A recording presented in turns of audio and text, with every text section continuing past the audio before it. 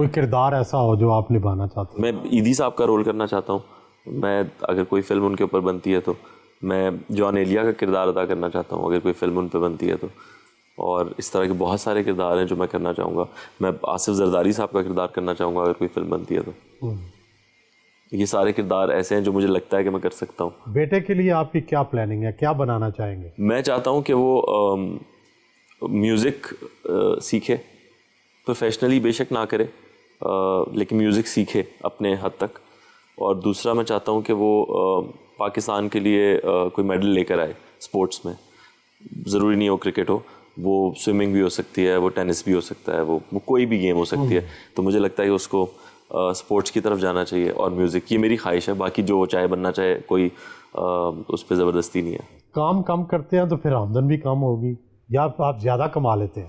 ये मैं जब आ रहा था ना तो मेरी बीवी ने कहा कि सबसे पहला सवाल ये होगा कि कितना कमा लेते हैं। हाँ। क्योंकि आपका जो ये इंटरेस्ट है ना ख़ास आमदन में।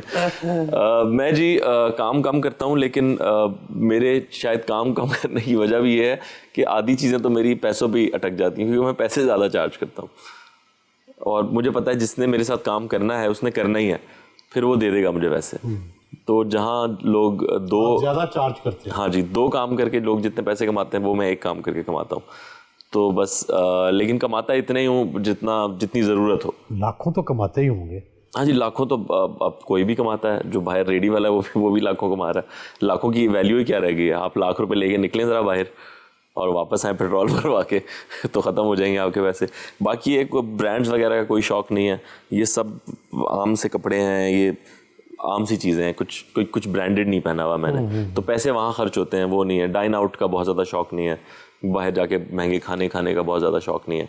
तो फिर पैसे उतने बहुत होते हैं जितने आप कमा रहे हैं। ज़्यादा पैसे किससे मिलते हैं, अदाकारी से या लिखने से? पैसे तो ज़्यादा लिखने में हैं, लेकिन लिखना बहुत मुश्किल काम है, तो वो मैं कम करता हूँ। अदाकारी में भी अच्छे पैसे हैं, मुनासिब है। बाकी दुनिया से मुकाबला करें तो बहुत कम है, लेकिन वैसे मुनासिब है, कुछ बुरे पैसे नहीं हैं। आप टर्किश ड्रामों के क्यों ख़िलाफ़ हैं? मैं टर्किश ड्रामों के ख़िलाफ़ नहीं हूँ। मैं एक्सचेंज प्रोग्राम में यकीन रखता हूँ। अगर आप मुझे अपने घर बुला रहे हैं तो मैं आपको अपने घर बुला रहा हूँ। ऐसा नहीं हो सकता कि आप ही मेरे घर आते रहें और मुझे कभी ना बुलाएं। तो मैं सिर्फ इसके ख़िलाफ़ हूँ कि हमारे नेशनल टीवी पे अगर टर्की का ड्रामा चलता है तो हमारे ड्रामे को भी उनके नेशनल टीवी पे चलना चाहिए, जिससे हमारे फ़नकार को, हमारे मुल्क को फ़ायदा हो। क्योंकि हमारे ड्रामे पूरी दुनिया में मशहूर हैं, लोग कहते हैं कि बहुत अच्छे ड्रामे होते हैं। तो अचानक से हमें अंदाज़ा होता है कि नहीं हमारे ड्रामे तो बुरे हैं और टर्किश ड्रामे अच्छे हैं। तो ये बात हमारे जहन में डालना कोई अच्छी सोच नहीं है। इकरा की कौन सी चीज़ सबसे अच्छी लगी जिसकी वजह से फ़ौरन प्रपोज कर दिया? इकरा में मुझे एक लाइफ पार्टनर दिखी और मुझे लगा कि ये एक बहुत अच्छी। प्रपोज करने से पहले कभी बातचीत की थी कि इस बारे में, क्या उनकी कंसेंट ली थी? जी, ये नहीं पूछा था कि आपको मैं प्रपोज करने जा रहा हूँ। हमारी बातचीत हो गई थी, मैंने उनसे कह दिया था शादी के बारे में। देखिए, ये प्रपोज़ल जो था, ये कोई ऐसा प्रपोज़ल नहीं था कि इससे पहले उन्हें पता ही नहीं था कि मैं उन्हें पसंद करता हूँ। ऐसा कुछ नहीं था। लेकिन हर लड़की का एक ख्वाब होता है कि कोई घुटनों पे बैठ के उसे प्रपोज़ करे।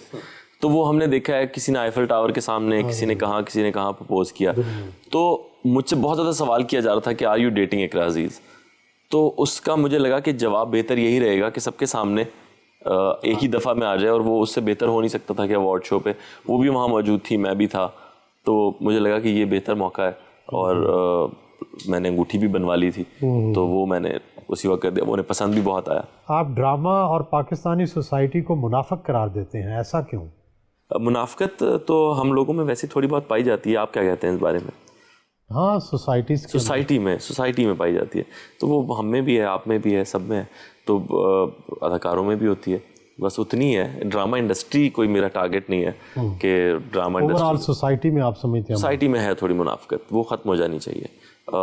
हिपोक्रेसी जो है ना, वो अच्छी चीज़ नहीं है। तो इसका क्या इलाज है, कैसे ठीक करें? सर, इसका इलाज तो आप जैसे सीनियर लोगों के पास होना चाहिए। मैं तो अभी कल आया हूँ, मुझे क्या बताइए कैसे हल होगा। मैं तो बस अपने आप को ठीक करने के चक्कर में लगा हुआ हूँ अभी। मुल्क के मसाइल का सियासी हल क्या देखते हैं? सर, मुल्की मसाइल पे मेरी गहरी नज़र है, लेकिन मैं मुल्की मसाइल पे बात नहीं करता हूँ ज़्यादा। क्या सियासत पे नहीं करते बात? सियासत पे बात नहीं करता, क्योंकि सियासत पे बात करना मुझे बेवकूफ़ी लगता है।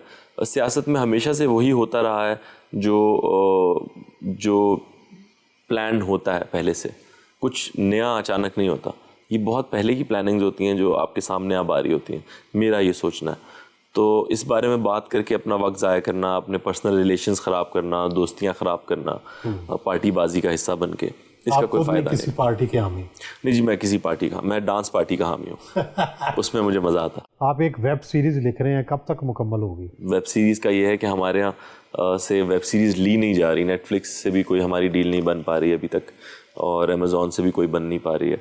तो क्या बैरियर्स हैं, वो कब टूटेंगे, तो उससे पहले वेब सीरीज़ बनाना और फिर कहाँ चलाएं, हमारे पास कोई ऐसे पोर्टल्स हैं नहीं अभी तक, तो इसलिए वो ज़रा मुश्किल काम है, वो रोक दिया। लेकिन फ़िल्म की तरफ है इंशाल्लाह। आप लिखारी हैं, सोचते हैं कि बेगम के लिए कोई किरदार लिखें? बहुत सोच रहा हूँ, जिस तरह के कैरेक्टर्स उसे ऑफ़र हो रहे हैं, और मेरे साथ शादी के बाद उसने भी काम कम करना शुरू कर दिया। तो मैं सोचता हूँ एक उसके लिए कुछ एक मैंने कॉन्सेप्ट सोचा है, और वो भी ये कह रही थी कि मुझे कुछ लिख के दो, तो देखें बहुत जल्द।